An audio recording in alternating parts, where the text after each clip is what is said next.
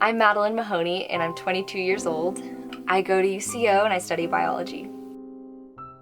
I grew up as a cradle Catholic. I went to Catholic grade school and Catholic high school, but religion was a grade. It didn't do anything for me. It didn't excite me. It was just like history.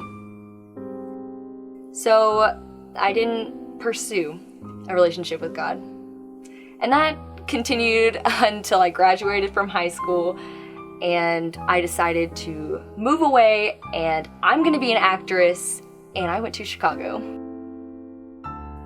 When I got to Chicago, I didn't care about going to mass, confession, nothing.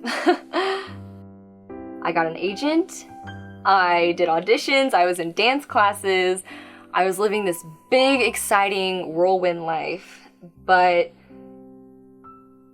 there was no depth. It was empty. There was nothing.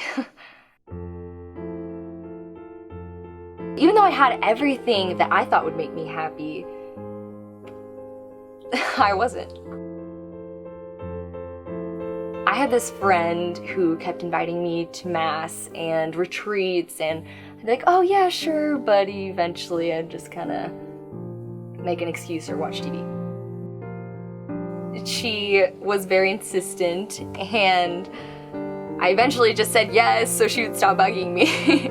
And we ended up going on a retreat to a convent where I was suddenly surrounded by cloistered nuns, which was totally different than the people I was usually hanging out with. While I was there, I noticed that every single one of those women had something. And it was not something I had. It was joy. It was totally obvious, their energy for life and how much love they had to give to me, a complete stranger. It had me asking them directly, why are you so happy? You don't have any of the things that I have. And their answer was simple, was that they knew Jesus. And I said, well, I know a lot about Jesus. I can tell you anything you want to know. I had that grade school, high school Jesus fact in my head forever. And they said, well, when was the last time you had a conversation with God? And that kind of threw me for a loop. I mean, I was like, oh, I can throw out an Our Father in like less than a minute. Does that count? And they didn't. But I decided that if this is the true God who created me and knows exactly the path that could make me happy, why would I not give this a shot? It didn't seem like I had anything to lose. So I went to the chapel and I kneeled down and I began a very awkward conversation with God. It was me on my knees asking God to please change my life. I didn't know what was going to make me happy, clearly. If he could just give me some sign that he was here and that I was cared about. And then I was like, okay, I'll talk to you later, God. Bye, I'm gonna go live my life now.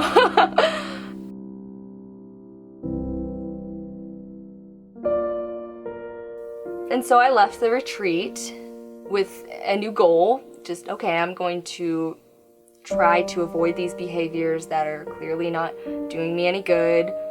I'm going to try to spend more time in prayer so I can figure out what I'm supposed to do. Now I'm going to daily mass and begging for confession and spending more time in adoration than I ever have before. And finding that's the best part of my day. Finding that the days are just off if I don't have that. And as I spent more time in prayer, I realized that I was loved and pursued and delighted in. It was like, God is delighting in me?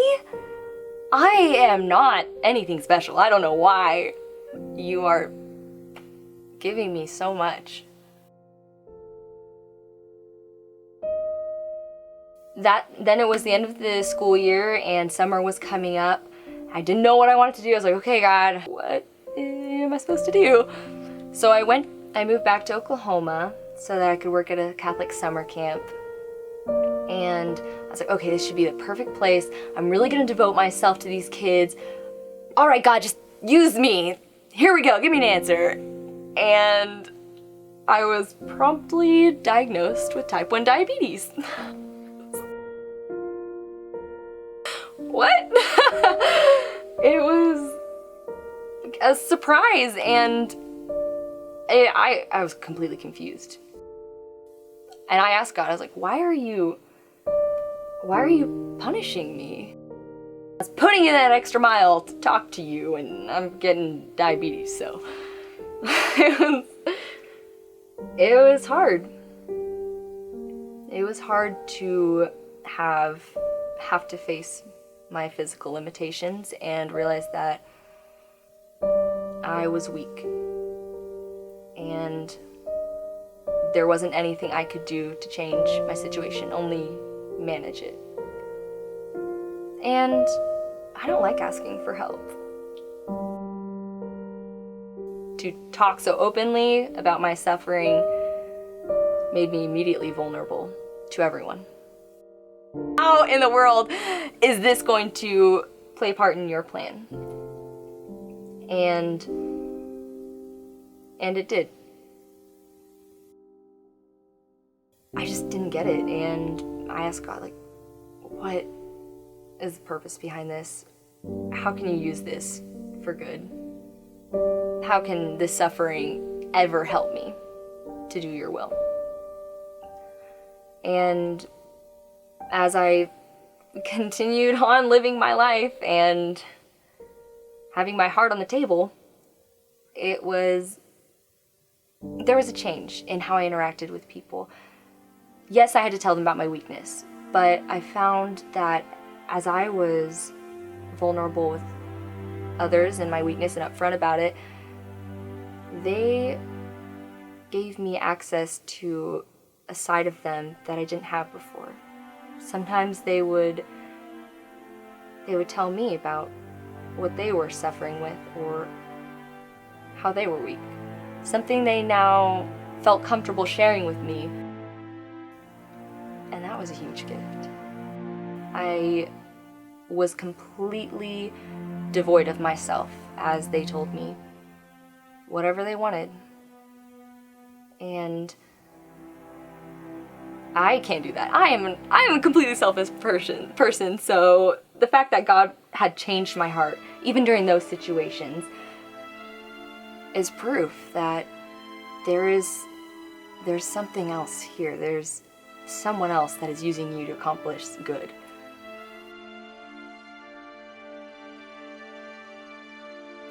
That contact with God drove me to seek that further. I'm like, okay, these people, I know I experience God where there is suffering, where there is weakness, where there are people that I can truly connect with. How can I get more of that? And I was like, okay, I'm physically ill. That's it. Okay, it's probably that. So I'm gonna go where there's physically ill people. And I started volunteering at a free clinic in communities that were very poor and couldn't afford health care or just didn't have access to it. One day I was working with the OBGYN and a young girl walks in, maybe 15 or 16, and she was 8 months pregnant with her second child. She was terrified. Her whole face, the way she was walking, it was clear that she was not comfortable. Was getting her fetal heart rate, and as soon as I felt the position of her baby, this huge burst of joy lit up the room. And I started smiling, and then she was smiling, and the doctor is smiling, and we don't even know why, but here this broken situation was very clear and obvious, and God had created new life out of that. We could clearly communicate love and comfort and care to her. She knew it. It might have seemed insignificant, but it's significant enough for me to change my entire life and center it around those kinds of moments. Within even that moment, I could recognize this is how God is leading me to Him. This is how I can be happy. This is how I can best serve Him. I've never felt more authentically myself than while giving my time to them. I totally had an affirmation of my life path. It was love.